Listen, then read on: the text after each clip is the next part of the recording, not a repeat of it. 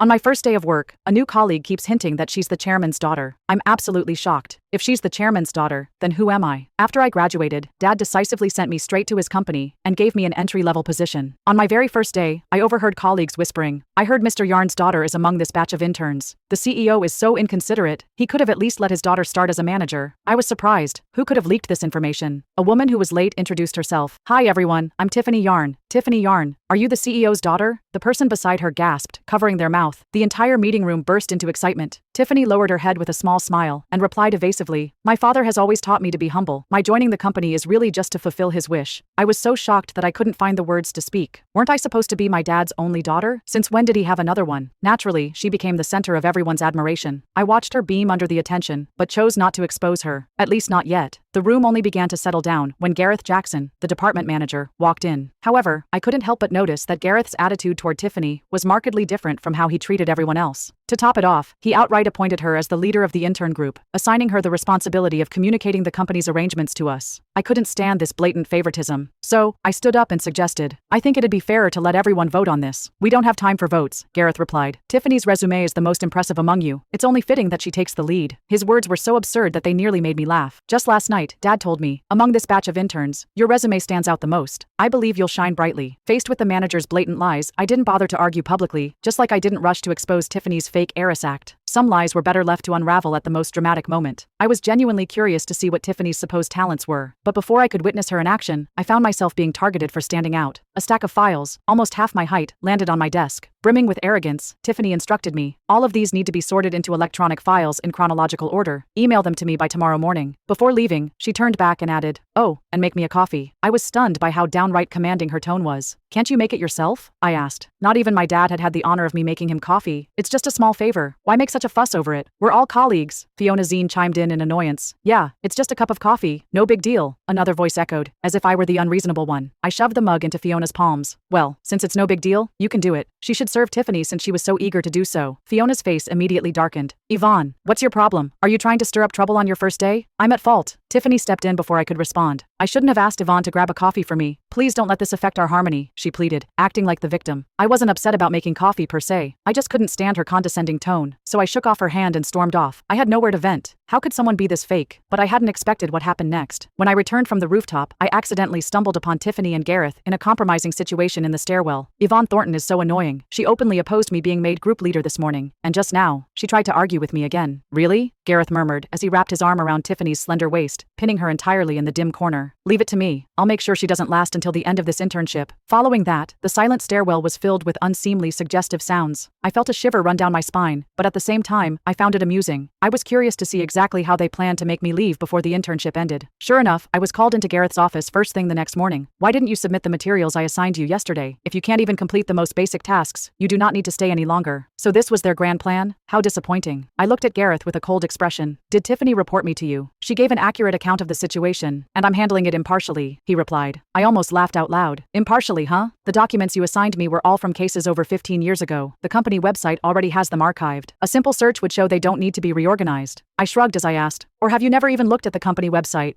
Of course I've seen it." Gareth's face turned bright red at my response. He clearly wasn't prepared for my response. "I was just testing your attitude, that's all." He sure was desperate not to humiliate himself. After leaving Gareth's office, I headed back to my desk, only to see a crowd gathered around my workstation. As soon as Fiona saw me, she raised her voice and announced, "People can be so shameless. I can't believe they're pretending to be all high and mighty, while secretly doing shady things." "Fiona, don't say that. After all, we're co-workers." "Maybe Yvonne was just curious and borrowed it to take a look," Tiffany chimed in, tugging at Fiona's hand with a pitiful expression. Frowning, I pushed my way through the crowd. Fiona was relentless. "Yvonne, you still have the nerve to sit here after stealing Tiffany's Cartier watch." I paused slightly. "I have an entire row of Cartier watches at home that I don't even bother wearing. Why would I need to steal one?" "When did you see me steal it?" I retorted. "Don't make baseless accusations without evidence. In that case, open your drawer for everyone to see." Right then, Tiffany stepped forward. "Yvonne, if you like the watch, I can buy you a new one, but this one was my mom's keepsake. It's very important to me." Their coordinated act practically nailed me as the thief. I had a sinking feeling in my chest. The watch must be in my drawer. Fiona wouldn't have so confidently gathered everyone as witnesses otherwise. Every desk drawer had a lock, but given Tiffany and Gareth's relationship, it wouldn't be difficult for Tiffany to get a spare key. Seeing me hesitate, Fiona became even more smug. "What's the matter? Feeling guilty, thief?" I glanced at the small surveillance camera above us and smirked coldly. Whoever stole it knows exactly what they've done. I unlocked the drawer. Sure enough, there lay a Cartier Ballon Bleu watch inside. But to my surprise, on the side of the watch was a tiny engraved inscription. YT- my initials. Your watch? Why are my initials engraved on the side then? The crowd froze in shock again, quickly gathering to inspect the engraving. Sure enough, the letters YT were etched on the side of the watch. I knew exactly where this watch came from. It had been a gift for my birthday, from a classmate who tried to curry favor with me. However, since I already had a surplus of similar styles at home, I listed it for sale online at a discounted price. I still remembered how a buyer contacted me the very next day. She haggled with me endlessly over the price, until I got fed up and agreed to knock off a bit more, just to be done with it. Little did I know, Tiffany was that buyer. Fiona folded her arms and sneered, "What a joke. Just because it says YT doesn't mean it belongs to you. Don't try to change the subject. You stole Tiffany's watch. Now, we have both witnesses and evidence. What do you have to say for yourself?" There's really nothing more I can say. Let's just check the security cameras. Every room in the office here has surveillance. Surely you all know that, right? Judging by their reactions, they clearly didn't. Should I call the police to come and see who the real thief is? I taunted as I pulled out my phone. Fiona's face turned pale instantly. What's all this commotion about so early in the morning? Gareth, who suddenly came, asked. Tiffany looked at me with a pitiful expression and said, "Someone must have accidentally put it in the wrong drawer. I'm sorry for the misunderstanding. Yvonne, please don't hold it against me, okay?" She had started this whole mess, yet now she was acting all innocent and trying to pacify me. Did the sense of superiority come with the second-hand watch she bought? Deciding it wasn't worth stooping to their level, I merely let out a cold chuckle. However, this incident completely soured my relationship with Tiffany. We had to work overtime the next day. Tiffany took charge of ordering dinner for everyone using the intern list. But when the food arrived and was distributed, mine was the only one missing. But I ordered exactly for the 13 people on the list. How could one be missing? Tiffany frowned, putting on an anxious face that looked incredibly insincere to me. My name was right smack in the middle of the list. How was it that I was the only one who got skipped? How about this? I'll order another one for you, she suggested. She was already pulling out her phone. Oh, but it won't arrive until 7 p.m., and we have a meeting starting soon, someone else chimed in. I sneered. I was flabbergasted by how she could think of such childish tactics. Looking at their hypocritical faces, I grabbed my files and walked straight into the meeting room. Out of sight, out of mind. By the time we wrapped up, it was nearly midnight. Everyone seemed utterly drained, silently leaving in groups. A sleek black Bentley parked outside the office drew everyone's attention. "Tiffany, is that your family's car?" someone asked. "Your dad is so good to you, always worrying about you walking alone at night and sending a car to pick you up." Tiffany pressed her lips into a modest smile. "Oh no, it's nothing like that." I didn't say a word. I only stepped forward when the driver got out of the car and waved in my direction. "What's going on? Why is she getting in?" Fiona shouted in confusion as I climbed into the car. I didn't bother glancing back and simply told the driver to drive. When I got home, the sight of a table full of my favorite dishes instantly wiped away all my frustrations. I dove in without a second thought. Just as I was devouring a drumstick, my dad walked in. With some free time on his hands, he casually asked me how work had been these past 2 days. My hand paused mid-shred.